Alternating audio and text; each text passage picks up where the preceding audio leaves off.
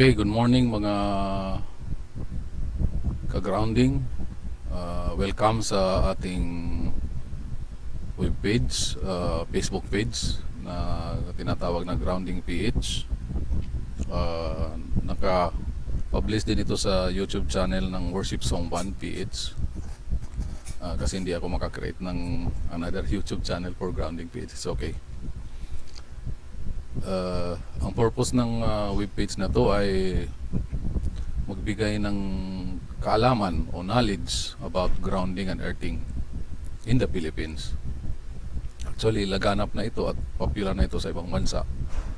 May mga taong nag-pioneer nito, una nilang na-discover, una nilang na-observe, at nag-create sila ng mga community. Yung unang na-discover na ito, nag-create sila ng community.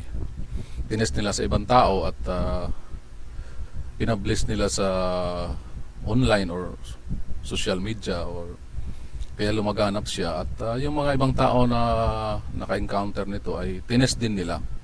Tinest nila yung ginawa ng mga tao na yon, yung nag-pioneer, tapos kinonfirm nila na oo, mayroon. Halimbawa yung maganda yung tulog mo pag nag-grounding ka, nawawala yung mga intestinal problem mo, yung mga acid na yan, saka maganda yung gising, mga ganon na mga testimonies. At yung community mismo ang nagko-confirm na totoo pala ang effect ng grounding. So additionally, siyempre sumikat siya, may mga nag-i-study na rin sa scientific aspect ng grounding. Mamaya may mga discuss natin yung mga challenges. Bakit? May counterpart ito, tinatawag na pulse EMF therapy tsaka grounding. Ang kaibahan lang ay active yung isa, mayroong signal na ibinibigay, tapos sinusukat ang epekto, kaya scientific siya. Itong grounding, napaka ano niya gagawa ka lang ng grounding rod, tutusok mo sa earth, kukuha ka ng charge doon sa earth, tapos ikakabit mo yung grounding equipment mo, tulad ng grounding mat or grounding sheet sa bed, grounding sheets.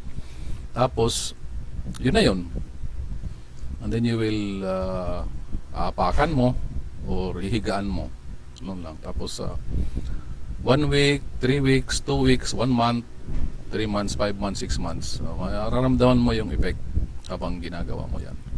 So only then, wala siyang sasabi natin pattern of repeatable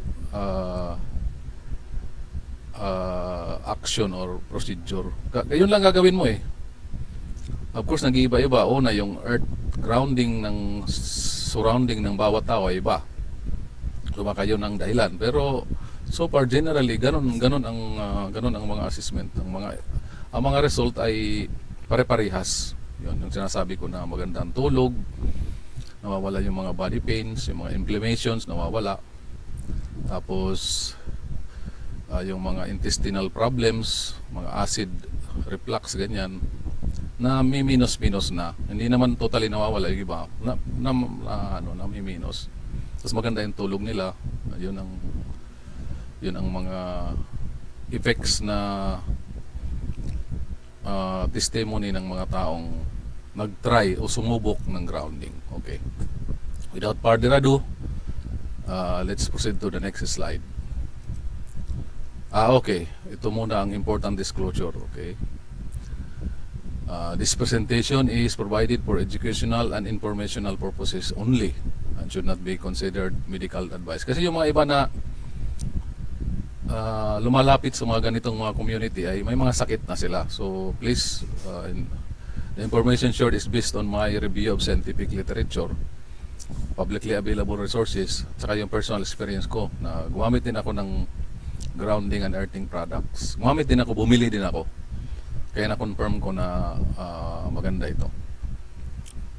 So kung mayroon kang medical concerns or existing health conditions, please consult mo yung physician mo or a qualified healthcare professional. Nevertheless, kung gusto mo mag-try, try mo lang. But this disclosure will apply. Baka sisihin nyo ako bakit ganun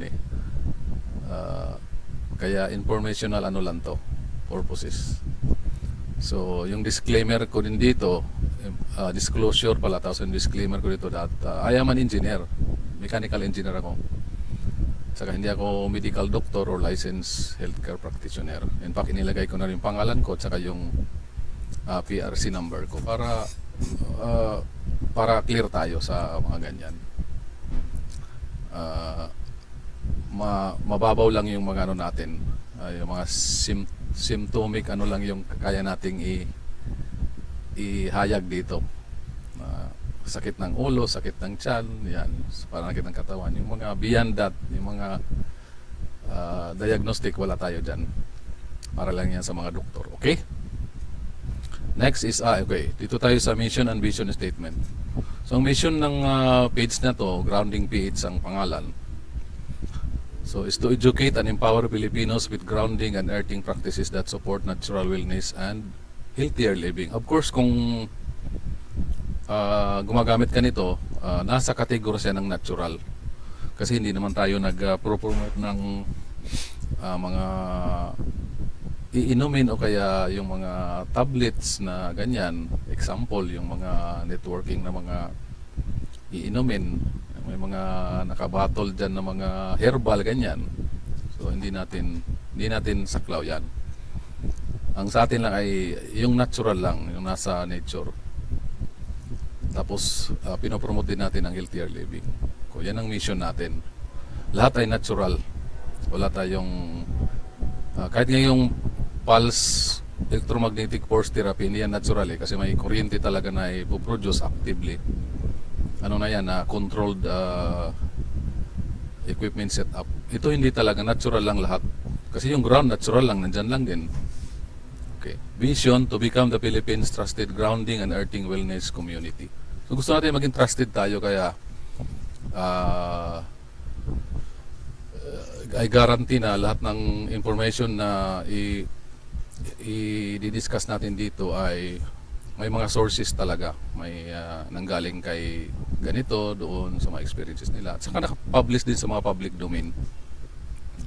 Walang speculation dito, kaya yung mga claimant statement, yung mga kiniklaim ng statement, mayroon tayong backup na mga explanation. Kahit hindi mahirap ma-explain, i-explain pa rin natin sa scientific na na framework para medyo may linaw, at saka it will earn the trust of the community. Okay, community kayo yan na interesado sa grounding and earthing. Okay, mag-comments lang kayo pag gusto nyong magtanong, walang problema. So, Grounding and Earthing Philippines or Grounding PH. So, yun, introduction. Mayroon tayong introduction to Grounding and Earthing. Yung mga succeeding na mga slides, doon natin di-discuss. Natural wellness approach applicable in the Philippines. Of course, may applicable sa atin na may ibang bansa. Kasi sa ibang bansa, yung grounding nila nasa sakit nila sa... Meron silang tinatawag na grounding line sa bawat bahay. Kita nyo yung tatlong niyan. May, yung butas ng saksakan nila ay tatlo. Yung isa noon nasa baba, yun ang grounding. Sa atin naman, halos wala tayong ganyan sa Philippines. So, yung applicable lang sa atin. So, gagawa tayo ng different approach dyan. Understanding grounding in the light of, yan, sabi ko na, pulse, EMF or PMF therapy. Magkakaroon tayo ng separate presentation nito. At natin, i-compare natin ang grounding natin at saka yung PEMF. Ano ang kaibahan para magkaroon tayo ng